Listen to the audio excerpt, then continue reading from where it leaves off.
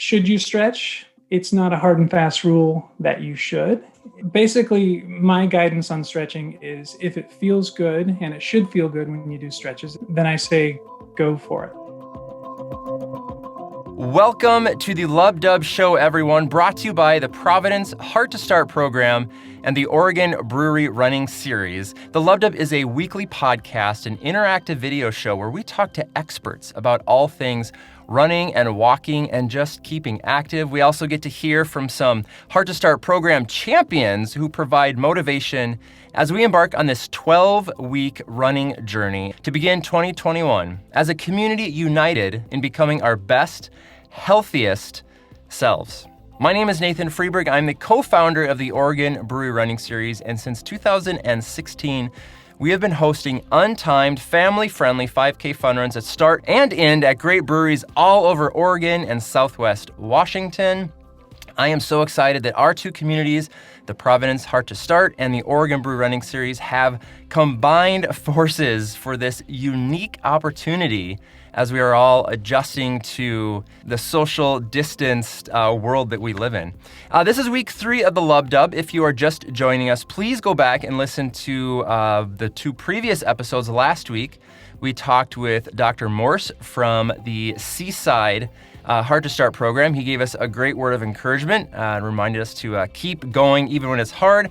And then we talked to Dave Harkin, the co-owner of Portland Running Company, who gave us some just invaluable tips on running shoes and other running gear, so make sure that you check that out. This week, we're going to talk to Coach Mike.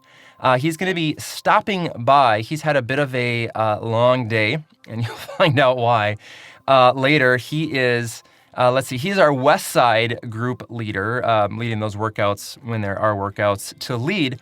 And then also, this is going to be really, really fun. Eric Marchek, who is the clinical operations manager for the Providence Sports Medicine program, he's going to be talking to us about stretching.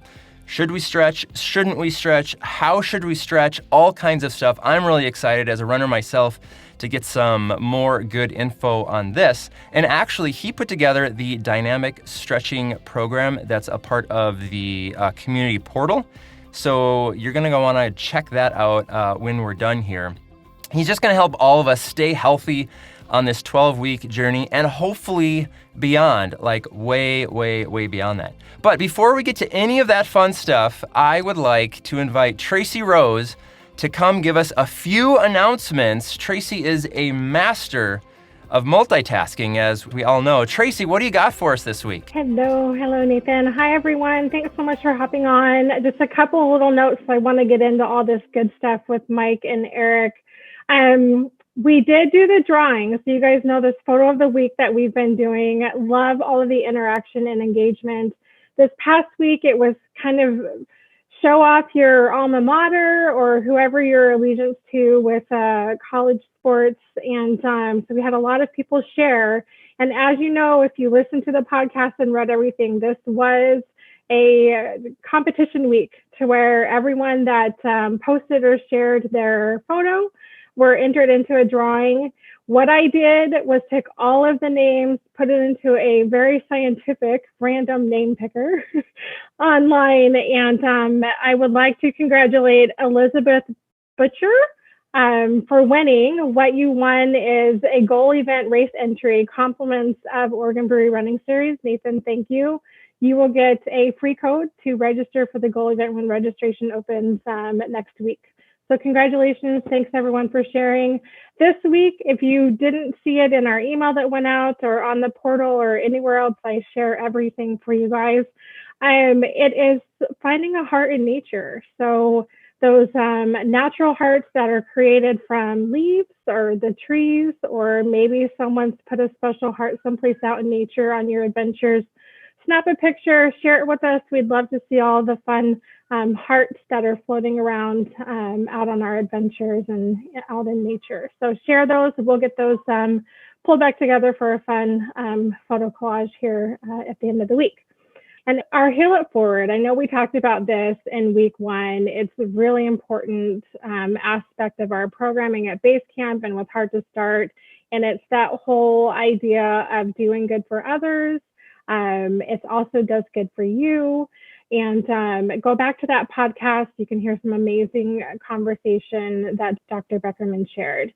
But as he promised, the website is updated. And knowing that we couldn't schedule our 12 events in 12 weeks for Hill It Forward this year in Portland, as we always strive to do every year because of the distancing pause, we have developed a list of activities that you can do from home that organizations are needing assistance with. And we'd love for you to take a peek at the site, and maybe there's something locally here if you're in the Portland area that might spark some inspiration or interest of you wanting to reach out to that organization and help, or at least give you some ideas in your area, since we are across 18 states, that you might be able to find a resource in your local area as well to reach out safely.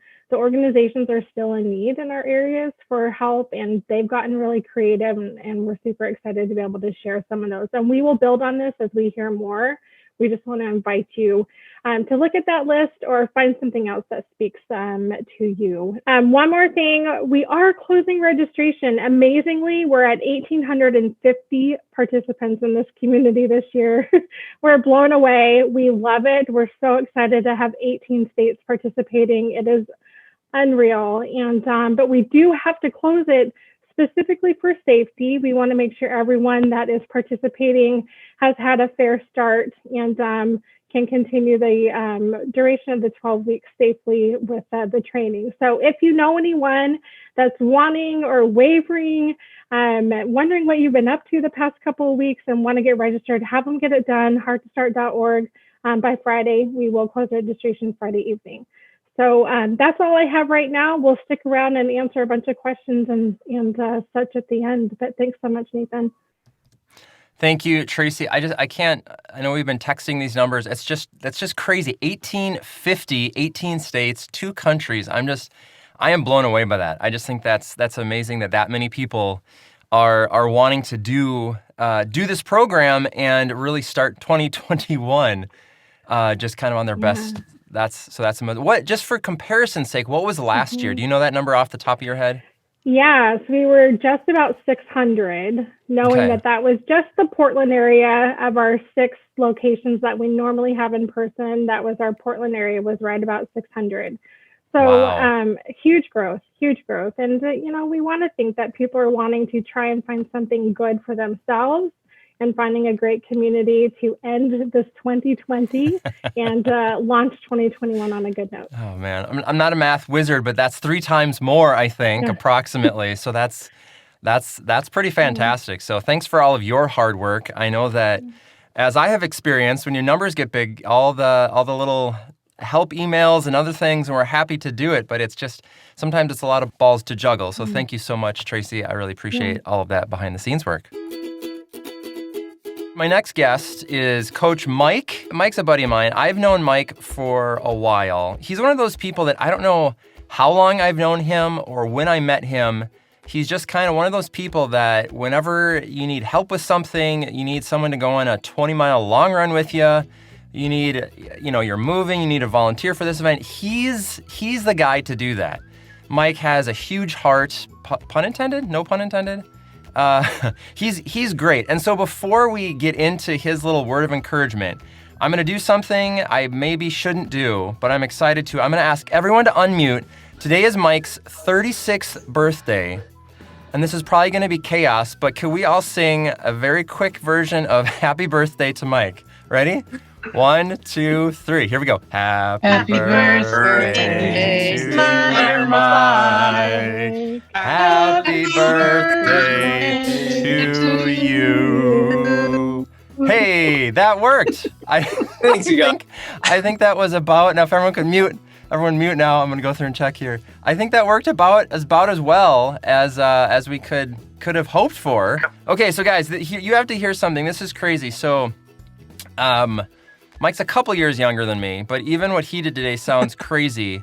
Mike went on a little run today. He turned 36, so he decided to run 36 miles. So my first question for you, Mike, how are you feeling? How did it go? I feel pretty good. I'm not gonna lie. You feel pretty good? Okay. Good. I a little sore, a little achy, but I think it's just because I'm 36 years old now. So. Oh, big 36. I get it. It looks like, are you in our friend Dave's wood shop? Is that where you are at the moment? Live from Vancouver, Washington. So, Mike, can you just kind of briefly just tell us a little bit about yourself? What do you do for a living with Providence? And then just like, you're not just someone who just randomly went out to run 36 miles on a whim. You're a bit of a runner. So just like in a nutshell, tell us a little bit about yourself. I've been with Providence for almost 4 glorious years now. My title for Providence is a patient navigator. So I do a lot of patient advocating for people that are in need for housing, income, food insecurities, insurance, anything that's not needed in a physical realm, I will help in a social realm. So the way you describe about helping anybody and anytime, anywhere is basically what I do for Providence. I work under the outpatient rehab department, and I do cover the west side of Portland and Washington County and some of the Clackamas area as well. That sounds like a very challenging job normally, but right now, I mean, I know that we ran together a couple of weeks ago and you're telling me about it. It sounds like a very big job right now. So I hope you're doing well in the midst of all that. I'm doing great, and the reward makes me feel like I'm doing a good job and the right job right now. You're actually the reason that I'm here tonight. A couple years ago, you told me about your involvement with Heart to Start, and that, you said, it's a very similar group. It's folks who are, some of them are really into, like, really serious about their running and walking. Some of them are just starting, and everywhere in between. Would you ever be interested in, like, helping out or getting involved? And, one thing led to another, and then we had this pandemic, right. And so things look very different. But just tell us, like, why are you involved? Like, why did you, what was the impetus or reasons that you started with this program and continue to do it, even though this year looks very different? So back in the day, I was super curious about why people ran.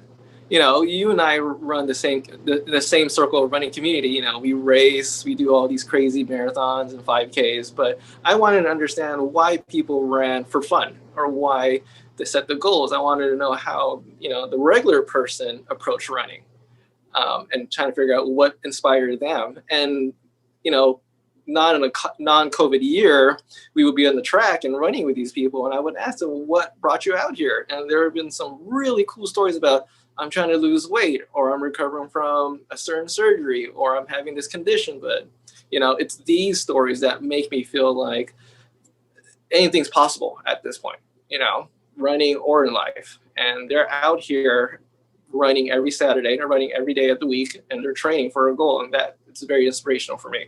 The one workout I was able to attend, it was fun listening to some of these stories and hearing them and realizing that running is such a, and walking, but that form of activity is so cool because you can all do it together.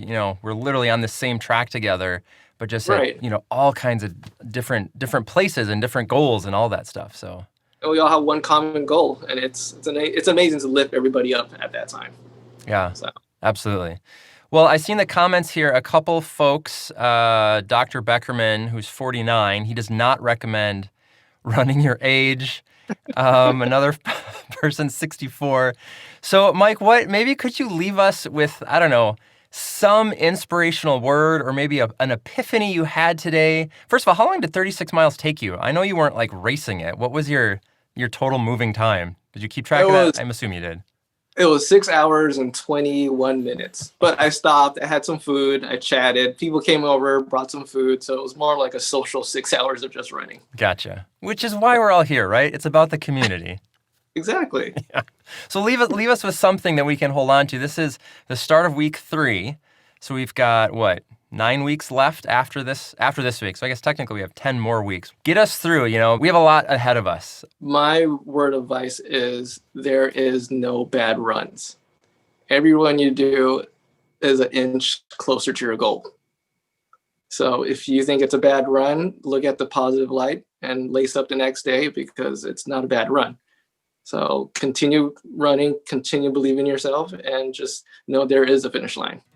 I think that's good life advice too. If something goes wrong, just like keep going, stick it out. So, Mike, thank you so much. I really appreciate that. And Mike, I don't want to throw you under the bus, but Mike has bailed 2 weeks in a row for our long run. So hopefully Sunday. This one. We'll see you next Sunday morning. How about that? Okay, well, let's plan on it. Awesome. Okay. Thank you, Mike. Appreciate it. Next, I would like to invite Eric Marchek to join us here. How are you this evening? I'm great, thank you. Fantastic. I see that you're an Oregon native, but you went to school in Wisconsin. Is that correct? I did. I went to Okay. Marquette University for physical therapy school. I started at University of Oregon, so I'm a Duck. Bad week for the Ducks, unfortunately, Yeah. but we live on. That's right. I'm wondering if you could just tell us like a little bit about who we are. We know that you're not a doctor, but just a little bit of your background. Essentially, I'm trying to, what are your credentials? Why should we listen to you? And I want to quote something in your bio back to you because it really stuck with me. It says you have a special interest in the injured athlete and helping to safely return them to the sport they love. And as someone who has been injured in the past, who feels like I'm always on the brink of being injured, I really appreciate that perspective. So just tell us a little bit about who you are. Yeah, I've been with Providence for 18 years, and this is my home, and I've been a physical therapist at Providence during that time, and over the years moved into an administrative role in sports medicine. So administratively, that is my role now. Clinically, I'm a physical therapist, certified strength and conditioning specialist, certified performance specialist as well. And then you see my background behind me, and that's in normal times, that's where my office is, and at the stadium at Providence Park. Part of my role is I'm the physical therapist for the women's professional soccer team here in Portland Thorns. And so love doing that and love working with those athletes, but really enjoy working with athletes of all ages and abilities. And as you said, enjoying to get them back to the sport they love. And that's my main motivation, and anything I can do to help, it's great. That's great. I read that, I can't remember if you were helped open that new facility there or something like that, but I was like, when I was kind of prepping and reading that, I was like, oh man, I'm gonna have to really focus and not get off on too many tangents because I feel like there's a lot of cool stuff that I could talk to you about. But our goal here tonight is to talk about stretching and maybe into recovery and some other stuff. So let's start kind of at a very high level. What is stretching? Do we need to stretch? Just give us a primer on stretching. Yeah, the research is mixed on stretching. There's some that say it's good, and other research says not so good, and anything in between. Basically, my guidance on stretching is if it feels good, and it should feel good when you do stretches, it shouldn't hurt. That's number one. But if it feels good to you, you like to do it as part of your routine. A lot of people find it relaxing after a run or after a workout. Then I say go for it. If you are trying to gain some flexibility, then know that you're in it for the long game, and you're not going to gain it in a series of weeks or even months. And some people are just going to be stiff. So you may not gain a flexibility of a ballerina or a gymnast, but you'll still have a flexibility enough for you to do your sport and move the way you need to move. So should you stretch? It's not a hard and fast rule that you should. You could, I think, is the best way I put it, is if you are working towards certain goals, or if you feel like it feels better after a run to spend 10, 15 minutes doing what we call static stretching, where you're holding it for a period of time and then the muscle slowly releases, great. The important thing is, though, finding some way to recover after your workout, some way to have a recovery from your run that involves, getting your muscles to relax and moving them in a way that sets you up better for your next workout. So you're saying you should stretch if it feels good, but you don't necessarily have to. How do you, I want to get to the active thing because I think that's going to be important, but how do you know the difference between like a stretch that you're stretching and that it feels good versus and maybe you're anticipating it'll start feeling good if I just keep doing more versus perhaps doing more harm than good? Does that make sense? It does. And it's a common question is, what should I feel? during the stretch. And so let's take a very common one. You're doing a hamstring stretch. It's a very common muscle that gets tight, especially with runners and walkers.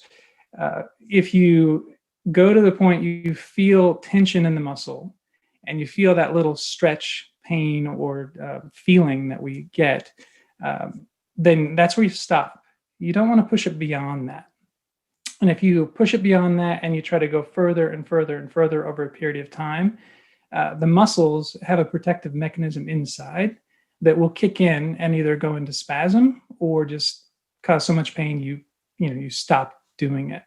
And it's called a protective mechanism for a reason, because it's trying to protect you from injuring yourself. So if you have a very fast stretch that you're not trying to stretch the muscle, that's when we get a muscle tear, for example.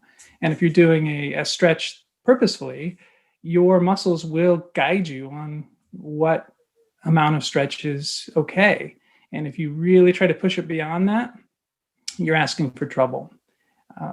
The better way, or a different way I should put it, to kind of work the muscles, some of the things that the guest last week, Dave, was talking about with some of the Theraguns or foam rollers, the stick, those are all, I call them different forms of stretch, because you're still getting blood flow and getting some soft tissue work to the muscle. So if you do that a little bit after your runs or after your workout, and then do some gentle stretching, that tends to be kind of the perfect combination, rather than only foam rolling or only stretching, or only using the stick. But ultimately, it comes down to what your body responds best to.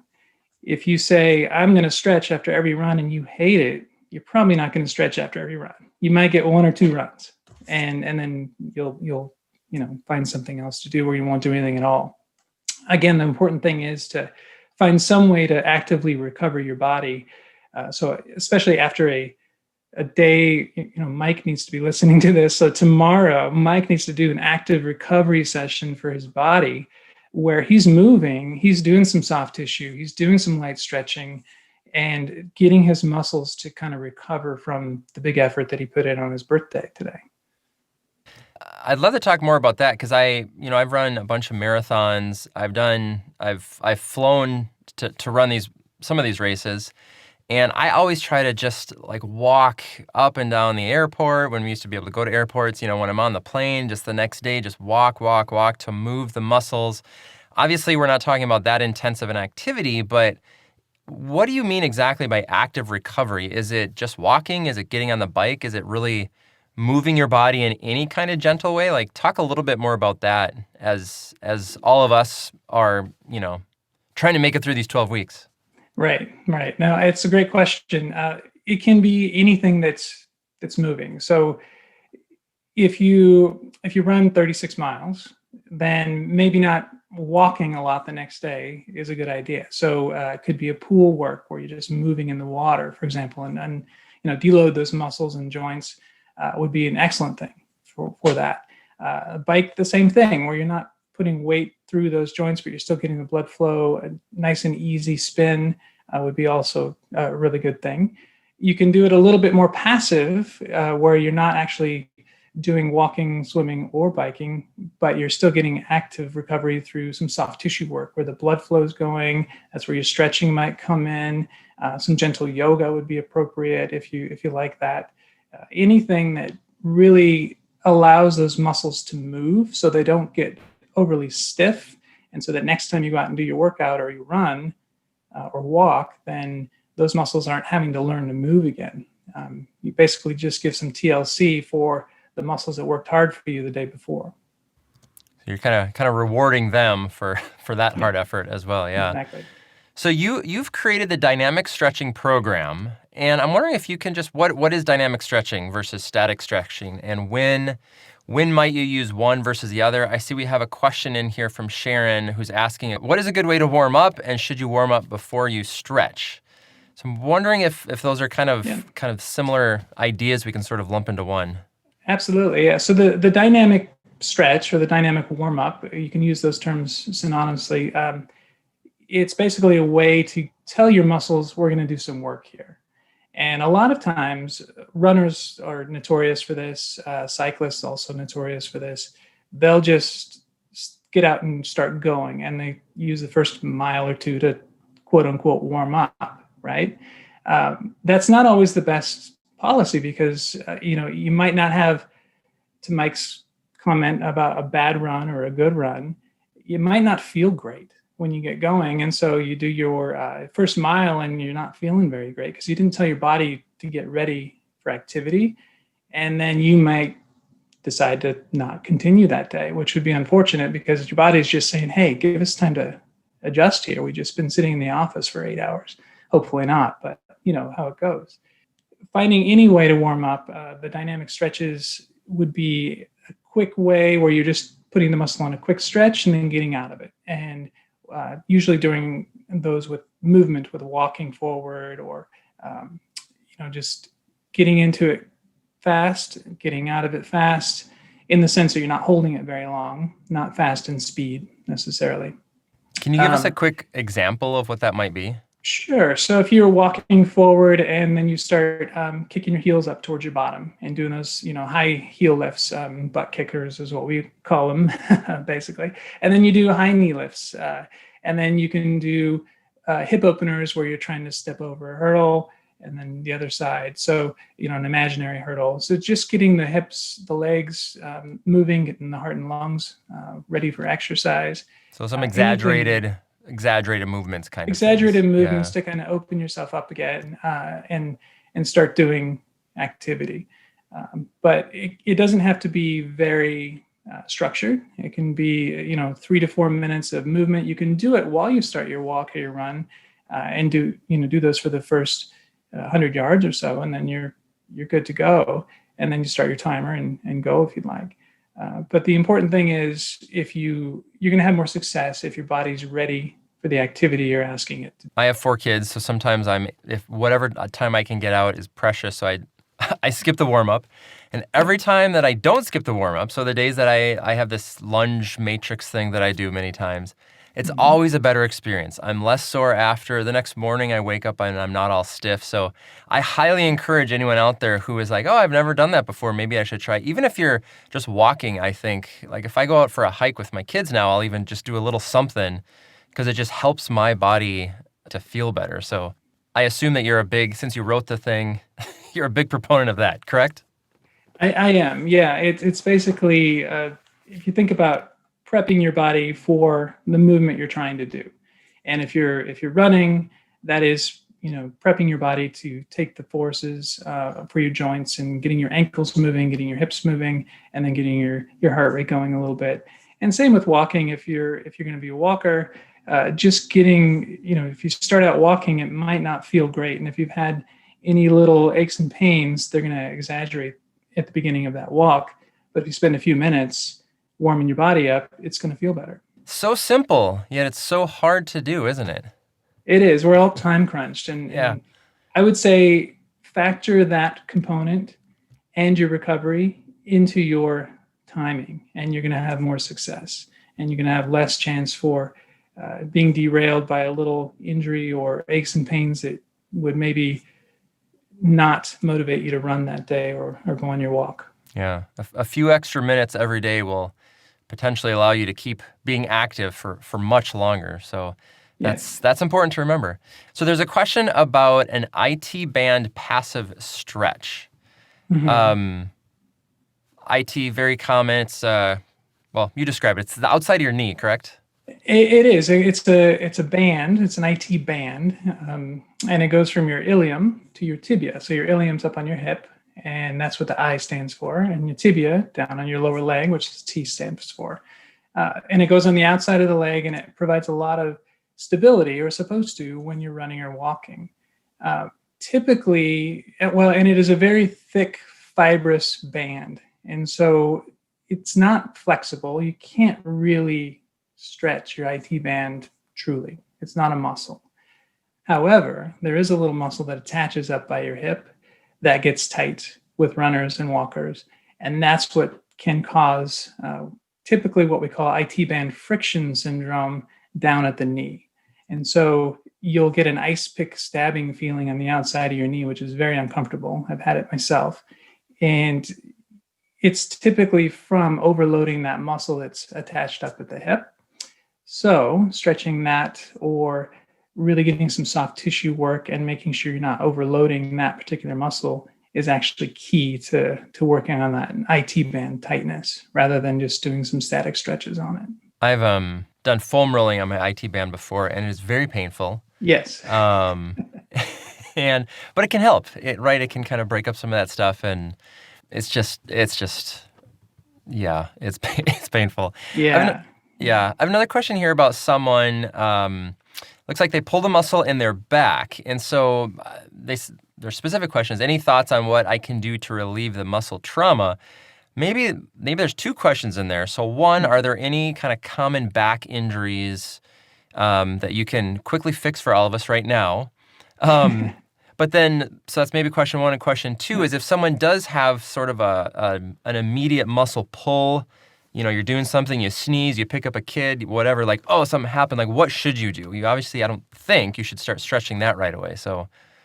Correct. So that goes back to what we were talking about earlier with the stretching maybe too far, too long, where your body goes into that protective mode, and that's what a spasm is. And if you're lucky, it goes into spasm before you actually strain or tear those muscle fibers.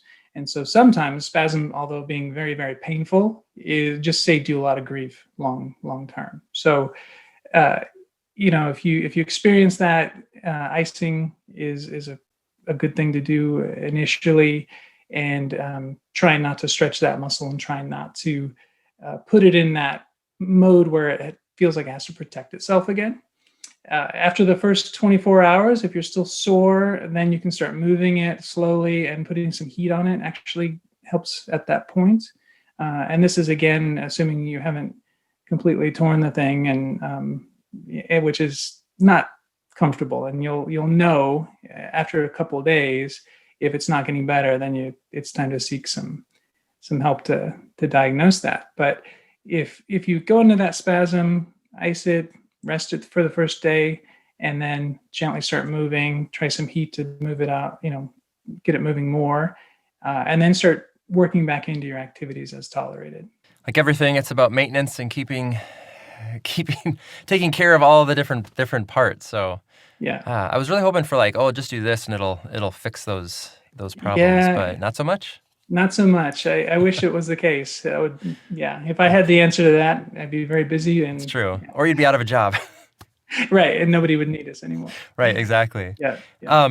So I have kind of one more question, and it's about more like core activity and some strength stuff. And we're going to be doing another session about that specifically. But I wonder if we can tie in kind of the two topics, since I know you're also a strengths and conditioning coach as well. So when you think about stretching and core work, and how, the hip bone connects to the elbow bone and how everything is connected, could you perhaps leave us with, if you're only going to do one additional thing, in addition to your run or your walk, spend some time doing fill in the blank. How is that for a crazy big question to end on? No, it actually ties in really, really nicely with the core work question, because part of the dynamic stability or dynamic warm-up that we talked about is activating that core and getting it to move, or getting it ready to move. And if you're not ready to do that, then your core is not stabilizing from the inside, and you put more stress on your joints and your muscles. So you won't feel as good. So if there's one thing to do, well, it's not one thing, but finding something to activate that core is going to be helpful. So that could be a short plank sequence. That could be when you're moving, you're just actively thinking about tightening your abdominals while you're marching, while you're doing your high knees. Those would help activate that center pillar, or that core, as we refer to. Which is all part of the beauty of our bodies that help us keep moving forward. So yes. Do you have any other just general, I don't know, tips or a word of encouragement as it relates to stretching and perhaps doing doing that additional work? Yeah, as the weather gets a little colder, I think, doing your warm up inside is favorable, and you'll actually just raise your core temperature a little bit. And when you step outside, you'll be a little more apt to just go because it is getting colder. And I think, back to the question around the low back, and injuring with the long-term or long-held stretch, just listen to your body and just, especially stretches, recovery, it should feel good. It shouldn't be painful. So if it is painful, you're either doing it too hard and you need to just back off and give your body a break, or you might have an injury that you need to have someone look at to make sure that you're not doing further damage so you can keep doing your training. But yeah, stretching, back to the beginning, it's for some, not for everybody, but active recovery is for everybody. Yeah, absolutely. It's a good word. Thank you so much, Eric. I appreciate it. If someone is out there with an injury or has something, or even just, has more questions, I believe there's some resources in that portal where you can either read some stuff, or like Eric's got that dynamic stretching routine in there, or we can find someone who can help you too. So, Eric, thanks again. Appreciate it. I'll let you get back to the field there. It looks like the crane is still up. Maybe you can go swing around on that for a little while. There's cranes all over down there still. No. All right, everybody. Thank you so much for being here. Hope you have a great week. Run all the miles, walk all the miles, have all the fun. And we will see you. Thank you. Bye, everybody. We'll see you next week. Same time, same place. Thank you. Running. Same channel. Be active, have fun, and give back. Cheers, everyone.